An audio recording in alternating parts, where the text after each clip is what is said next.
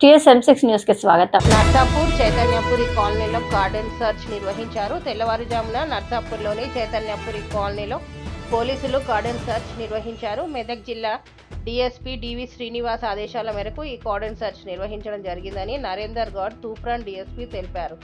ఈ కార్డన్ సర్చ్లో 59 ద్విచక్ర వాహనాలు మరియు 7 ఆటోలు సరైన పత్రాలు లభించకపోవడంతో సీజ్ చేయడమైనదని తెలిపారు. పట్టుబడ్డ వాహనాల పత్రాలు సమర్పించిన తర్వాత వాహనాలను రిలీజ్ చేస్తామన్నారు.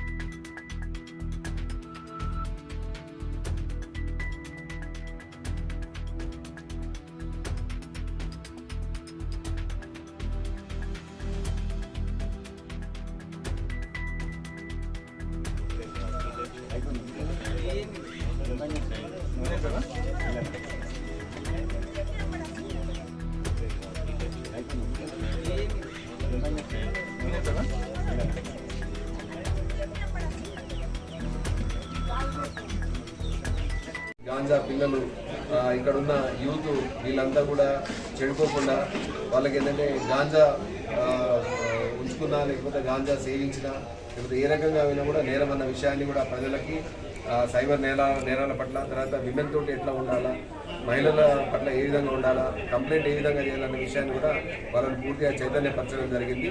ఇది ప్రతి నెల మా ఎస్పీ డివి శ్రీనివాసరావు ఐపీఎస్ గారి ఆదేశాల మేరకు ప్రతి నెల 2 సార్లు మేము మా సబ్ డివిజన్ పరిధిలో 2 సార్లు కండక్ట్ చేస్తున్నాము. ఇదే విధంగా కంటిన్యూ చేస్తాము. రెగ్యులర్గా మేము చేస్తూ ప్రజల్లో ఒక భరోసాను, ఒక భద్రతను మేము కల్పించడము, అదేవిధంగా ప్రజలతో మేము మమేకం కావడం పోలీసుల ఇది మా ముఖ్య ఉద్దేశము. ఈ రకంగానే కంటిన్యూ చేస్తామని ప్రజలకు మా వైపు నుంచి విజ్ఞప్తి ఏంటంటే, సంఘ విద్రోహ కార్యకలాపాలకు, చట్ట వ్యతిరేక కార్యకలాపాలకు మీరు ఎటువంటి మద్దతు, తర్వాత ఎటువంటిది ఇవ్వద్దు. పోలీసులకు మీరు సత్వరమే మీరు సమాచారం ఇవ్వాలి.